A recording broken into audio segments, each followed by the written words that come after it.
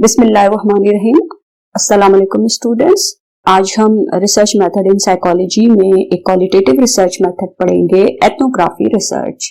Ethnography research होती क्या है? The word ethnography means writing about a group of people. Group क्या होगा? अ ग्रुप कंप्राइजेस ऑफ 2 और मोर इंडिविजुअल। जब 2 या 2 से ज्यादा लोग मिलकर एक ग्रुप बनाएंगे तो जब उस ग्रुप के बारे में कुछ लिखा जाएगा तो that will be ethnography research method. Researcher want to describe the attitude, beliefs, patterns, language the group member use in daily life. Basically, ethnographer will write about all those aspects. अब ये जो ethnography research है, it also helps you in identifying a group. Specific group जब आपको identify करना होता है, उसके बारे में कुछ लिखना होता है, उसके बारे में जानना होता है, तो फिर आप एथनोग्राफी रिसर्च जो है वो यूज करते हैं और आपको बड़ी हेल्प करती है इसमें। सपोज अब किस तरह आइडेंटिफाई करते हैं?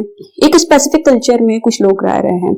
अब आप कहते हैं कि इनका लाइफ स्टाइल कैसा है, ये किस तरह के लोग हैं, क्या करते हैं, कैसे जिंदगी गुजारते हैं, या लोगों के इस तरह उनके स्पेसिफिक कल्चर के हवाले से, या फिर आपका फोकस किस पर होगा? किसी खास कोई ऑर्गेनाइजेशन है, कोई कमेटी है, उस पर होगा कि हाउ दैट कमेटी और ऑर्गेनाइजेशन रन्स। उनको फिर आप जब उनके बारे में एथनोग्राफर रिसर्चर जब उसके बारे में लिखेगा तो basically ethnographer is identifying that group. और जो ऑडियंस होती है, audience will also be familiar of that specific group और culture. Ethnography research also helps you in understanding how people behave, believe and talk. अब इसमें किस तरीके से आप देखें, वो उस ग्रुप के जो लोग हैं, how they behave toward each other, how they interact with each other, उनकी डेली लाइफ में उनके एक्शंस किस तरह के होते हैं, एक दूसरे से कैसे हैं, कोई भी एक्टिविटी को, किसी भी इवेंट को कैसे लेकर चलते हैं, या कोई कमेटी है, कोई ऑर्गेनाइजेशन है तो वो कैसे वर्क कर रही है, किस तरीके से, कौन से एक्शंस, कौन से डिसीजंस वो करती है। आपको उस हवाले से भी एथनोग्राफी रिसर्च जो है वो उनको अंडरस्टैंड करने में हेल्प करती है।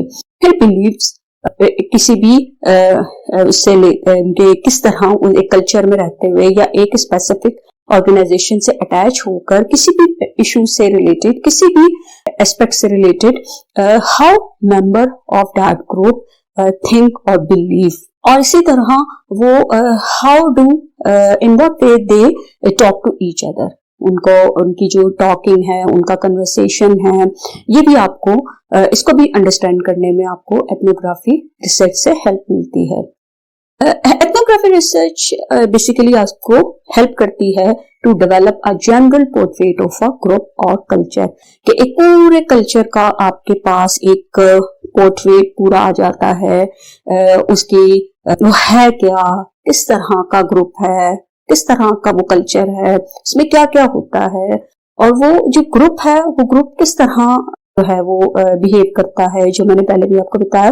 तो पूरी एक आपके पास एक पूरी एक पिक्चर आ जाती है, उसकी एक पूरा एक पोर्ट्रेट बन जाता है, और उसको देखकर आप जो है पूरा अंडरस्टैंड कर लेते हैं, समझ लेते हैं कि ये किस तरह का ग्रुप है और किस तरह का ये कल्चर है। अब ये कल्चर होता क्या है? कल्चर तो एक वर्ड है, but culture involves many aspects. क्या क्या होते हैं? Culture involve language.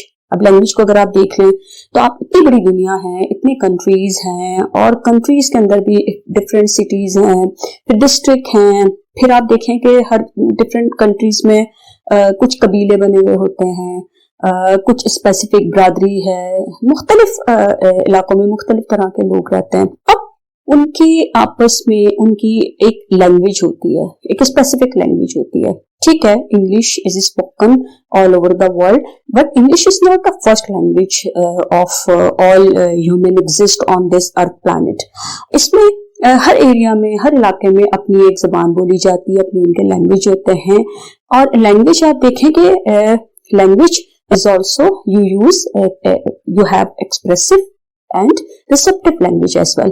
तो एक लैंग्वेज में बहुत से, सिर्फ ये नहीं होता कि हम सिर्फ वर्ड्स ही यूज कर रहे होते हैं, लैंग्वेज में समटाइम्स वी यूज क्लूज, और sometimes we are using non-verbal cues to understand what is being spoken to us. तो उसकी हेल्प से, क्लूज की हेल्प से, बॉडी लैंग्वेज की हेल्प से हम चीजों को समझते हैं, एक दूसरे की बात को समझते हैं, एक दूसरे के ओपिनियन को समझते हैं, अंडरस्टैंड करते हैं।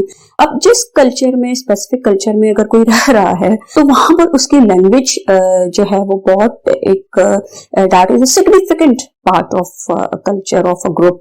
आपको ये चीजें देखनी होती हैं कि किस तरीके से उसकी जो है वो लैंग्वेज वहां बोली जाती है, किस तरह के वर्बल, नॉन वर्बल जो क्यूज हैं, या अगर नॉन वर्बल लैंग्वेज यूज की जा रही है तो उसकी बॉडी लैंग्वेज उसके साथ कैसे मैच करती है, वर्ड्स किस तरह के बोले जाते हैं, और उसके साथ आपको एक्सेंट भी देखना होता है। तो जब आप कल्चर को स्टडी करते हैं तो कल्चर में आप उसकी लैंग्वेज को बहुत ज्यादा इंपॉर्टेंस देंगे। फिर कल्चर में एक और चीज है रिचुअल्स, सेरेमनीज वगैरह किस तरीके से उसको परफॉर्म करते हैं, किस तरह उनके जो इवेंट्स हैं उसको सेलिब्रेट किया जाता है। हर कल्चर में आपको ये चीज नजर आएगी कि लोगों की शादी ब्याह जो कि रस्में या जो गम का मौका होता है, फनैरल है, उस जो उनकी रसूमात हैं उनमें भी काफी डिफरेंस होता है। इसी तरह रिलीजन के हवाले से भी लोगों के अपनी कुछ रिवायात होती हैं, कुछ उनके तौर तरीके होते हैं। तो आप जब कल्चर को स्टडी करते हैं तो फिर आप उनके उन चीजों पर भी, रिचुअल्स पर भी फोकस करते हैं। फिर इकोनॉमी भी कल्चर में आ जाती है कि how member of that group और member of that specific culture gather और access to economic resources for their own self. उनकी जो किस तरीके से अर्निंग कैसे होती है, किस तरह होती है, वो अपने घर का निजाम जो है वो उसको, किचन को कैसे चलाते हैं, किस तरह अपनी इकोनॉमी को वो स्ट्रॉन्ग करते हैं, या क्या चीजें हैं वो उसको जो है वो फ्लोरिश करने की ज्यादा से ज्यादा कोशिश करते हैं। फिर कल्चर में पॉलिटिकल स्ट्रक्चर भी आता है किसी ग्रुप का, किसी स्पेसिफिक कल्चर का, कि उनका पॉलिटिकल स्ट्रक्चर क्या है। एक तो होता है कि कंट्री लेवल पर है, तो जो कंट्री लेवल पर रूल्स होते हैं उनको तो आपने हर हाल में फॉलो करना होता है और you have to obey all that rules. लेकिन कुछ आपके अपने पर्सनल लेवल पर भी होते हैं। पर्सनल, जैसे आप देखें कि हमारे यहाँ बहुत से बिरादरी सिस्टम है, तो बिरादरी सिस्टम पर भी आपको पॉलिटिकल स्ट्रक्चर जो है वो नजर आएगा कि ये हैं, सबसे ऊपर ये हैं, और इस तरीके से डिसीजन मेकर कौन होगा। फैमिली में अगर आप देख लें तो फैमिली में भी आपको एक हायरार्की नजर आएगी कि ये हेड ऑफ द फैमिली हैं। अच्छा, फैमिली के डिसीजंस ये इस पर्सन के हाथ में हैं और फैमिली के फाइनेंशियल मैटर्स को इसने मैनेज करना है। एक तो ये भी होता है।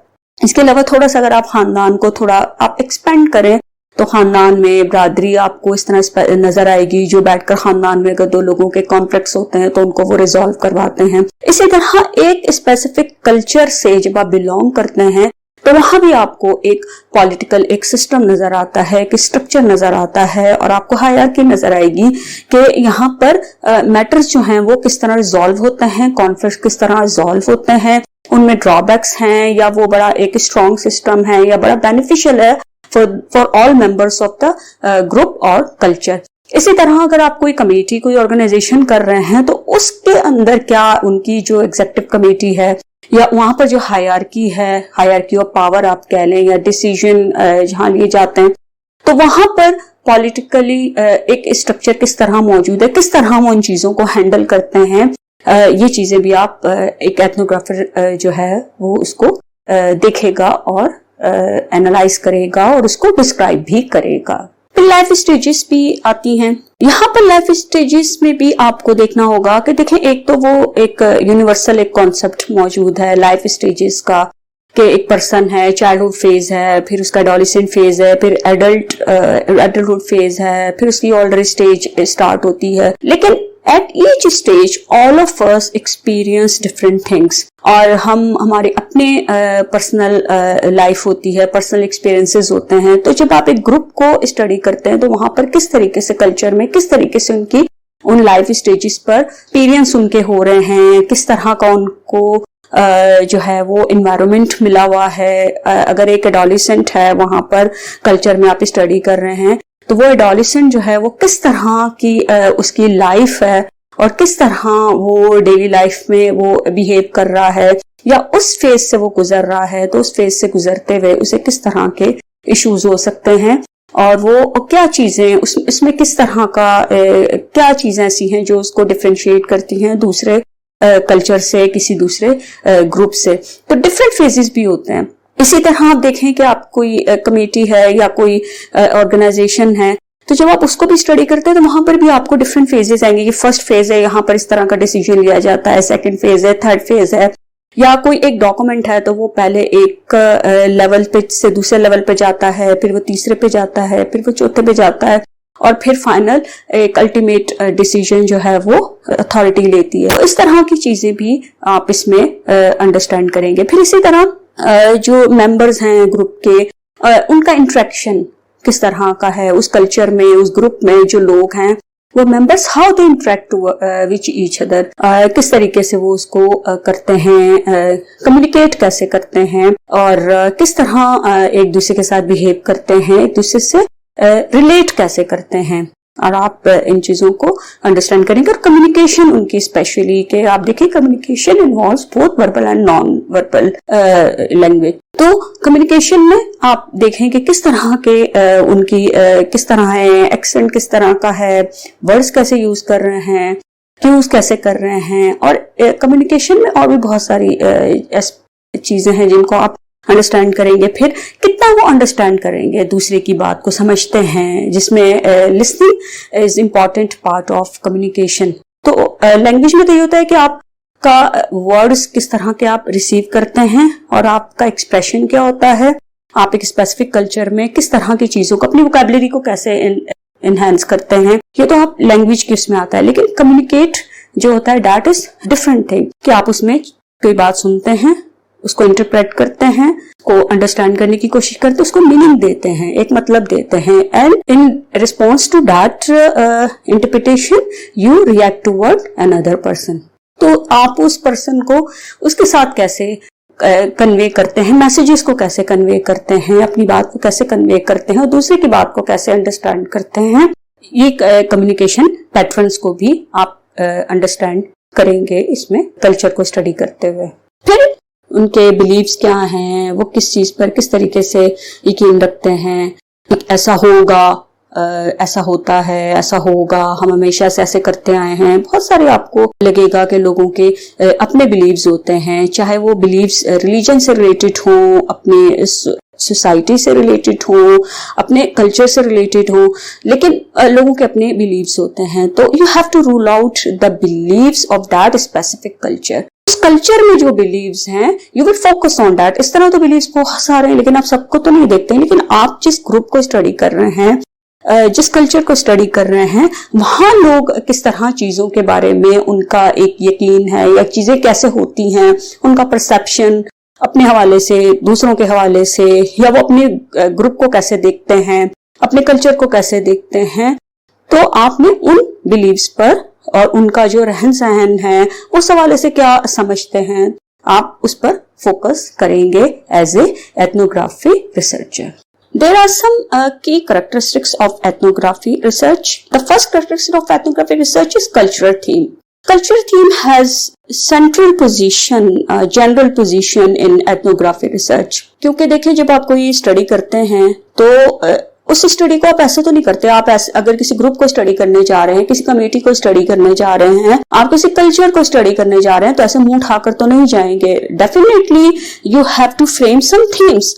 आपके पास कोई होना चाहिए एक ऑब्जेक्टिव, और आपके पास एक थीम होना चाहिए कि आपका फोकस किस चीज पर है। इस तरह तो कल्चर में बेशुमार चीजें हैं, इस तरह तो ग्रुप्स बहुत सारे हैं। आप किसी ग्रुप को स्टडी कर रहे हैं, आप किसी कल्चर को स्टडी कर रहे हैं, आप किसी कम्युनिटी को स्टडी कर रहे हैं, तो आपके अंदर आपके पास कोई थीम तो होना चाहिए ना, कि why you are going to study that particular group और कम्युनिटी। तो आप उसकी एक जनरल एक पोजीशन होती है, एक इम्पोर्टेंस होती है एथनोग्राफी रिसर्च में। ये जो थीम है, culture theme, it is can be declare और इम्प्लाइड भी हो सकता है, ओपन भी हो सकते हैं, और कुछ ऐसे भी हो सकते हैं कि जो इतने ओपन नहीं हैं और जो उस तरह आपको नहीं लगेंगे। लेकिन कुछ ऐसी चीजें हैं कि जो पता है, प्रोमिनेंट हैं, कि ये थीम जो है वो एक कल्चर से रिलेटेड जो है वो मौजूद है।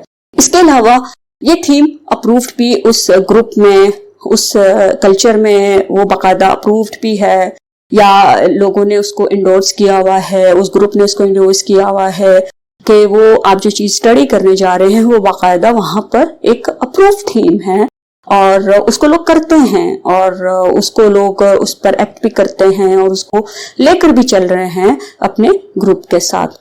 अब आप जैसे कल्चर थीम में आप बहुत सारी चीजें देख लेंगे। सपोज अगर आपको किसी स्किल्स के हवाले से, स्टूडेंट्स की स्किल्स के हवाले से अगर आपको कुछ स्टडी करना है तो आप एक बाकायदा उसको लेबल करते हैं life skills among students in government college women university, या इस तरह भी आप करते हैं, या आप सिटी में भी कर सकते हैं, या आप कंट्री लेवल पर भी कुछ चीजें कर सकते हैं कि जैसे स्टूडेंट्स की हैं तो development of skills among students in Pakistan, और इस तरीके से भी आप लोगों को वो जो एक थीम जो है वो आप उसको लेकर चल सकते हैं।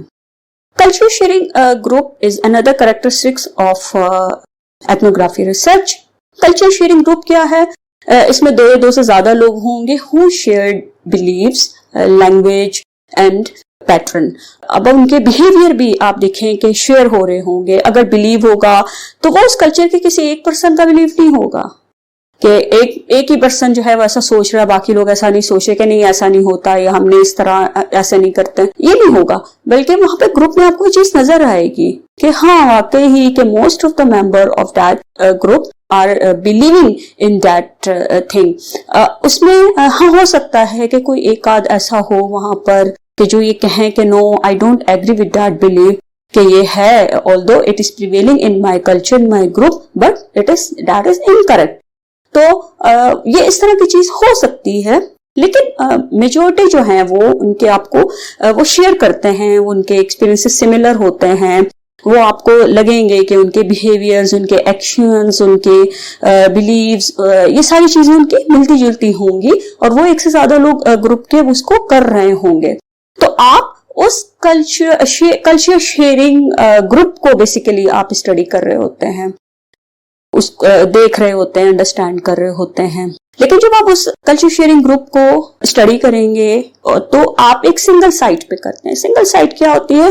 Where your participants are working, living. तो वहां पर उनकी जो है वो उस साइट पर जाकर, उस जगह पर, basically site is the area, तो उस एरिया में, उस जगह पर जाकर आपने अपने पार्टिसिपेंट को स्टडी करना होता है। आपने उन्हें कोई लैब में नहीं लेके आना, आपने कोई उन्हें अपने पास नहीं बुलाना, आपने उस जगह पर जहां पे ग्रुप मौजूद है, वो कल्चर एक स्पेसिफिक कल्चर में है, वो शेयर कर रहे हैं, तो आपने वहां देखना है कि how they are behaving at that site, कि किस तरह कर रहे हैं और उनकी वो जहां रहते हैं, जहां काम करते हैं, वो उसको किस तरीके से करेंगे। सपोज अगर आप खाना बदोशों को स्टडी करना चाहते हैं तो आपको उस जगह जाना पड़ेगा जहां खाना बदोश रहते हैं। आप उन्हें किसी दूसरी साइट पे नहीं बुला सकते क्योंकि that will not be the actual study.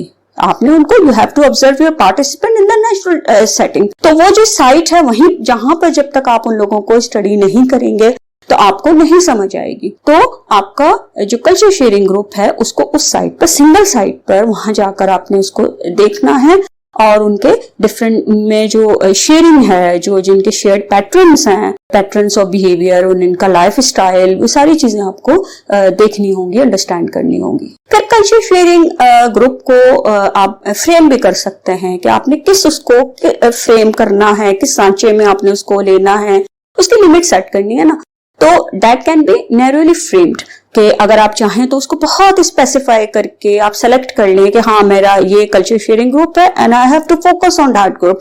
तो वो टीचर्स, सपोज अगर आप एक यूनिवर्सिटी के टीचर्स लेते हैं या आप यूनिवर्सिटी के स्टूडेंट्स लेते हैं तो आपने उनको शेयर कर लिया, या आप किसी इदारे के स्टाफ को देखते हैं तो वो आपने उसको नैरोली फ्रेम किया, उसको बहुत ज्यादा स्पेसिफाई किया, क्योंकि चीजें बहुत बिखरी हुई होती है ना, तो आप रिसर्च जो है वो उस तरह प्रॉपरली हो नहीं सकती।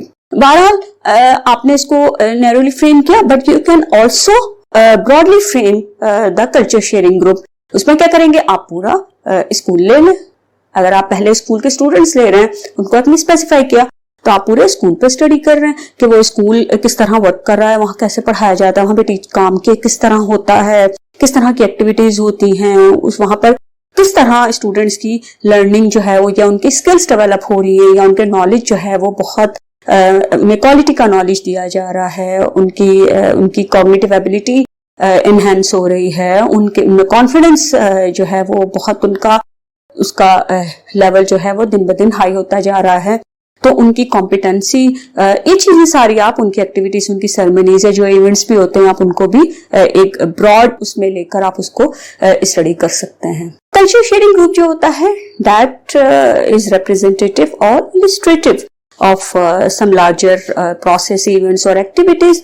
क्योंकि आप देखें कि कुछ मेंबर्स होते हैं, अगर आपने ग्रुप सेलेक्ट किया है कल्चर, तो वो उस पूरे कल्चर को जो है वो रिप्रेजेंट कर रहा होता है। सपोज अगर आपने अपने इलाके के खाना बदोशों को लिया है, तो आप तो एक साइड पे जाकर उन खाना बदोशों को स्टडी कर रहे हैं, आप पूरे पाकिस्तान के तो ले रहे हैं, लेकिन उस आपने साइड पे जाकर जिन ग्रुप्स को लिया, उससे आप ये कह सकते हैं कि वो जो खाना बदोश होंगे वो तकरीबन जो पाकिस्तान में और जगहों पर खाना बदोश रह रहे हैं, तो वो उसको रिप्रेजेंट कर रहे होंगे। क्योंकि फिर उससे आपको कुछ अंडरस्टैंडिंग होगी, ठीक है थोड़ा बहुत डिफरेंस होता होगा, लेकिन वहां पर आपको फिर भी एक जो आपके पार्टिसिपेंट्स होते हैं उसको रिप्रेजेंटेटिव आपका वो जो ग्रुप जो होता है वो बन जाता है। इसी तरह वो एक्सप्रेसिव भी होता है, इलस्ट्रेटिव भी होता है।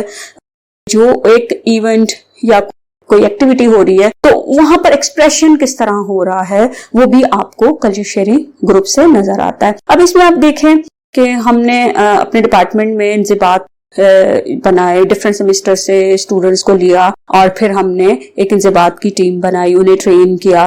तो अब आपकी जो इंज़िबात के जितने डिफरेंट स्टूडेंट्स हैं वो एक ग्रुप बन गया ना, तो that group is basically the representative of entire department. तो वो हमारे डिपार्टमेंट के साइकोलॉजी को रिप्रेजेंट भी कर रहा है, और जिस तरह की एक्टिविटीज में वो इन्वॉल्व है, जिस तरह वो अपना रोल प्ले करता है, उससे पता भी चल रहा है कि in which kind of activities that group is basically involve. तो उसका एक्सप्रेशन भी पता चल रहा है और वो रिप्रेजेंटेटिव भी है। The third characteristics of ethnographic research is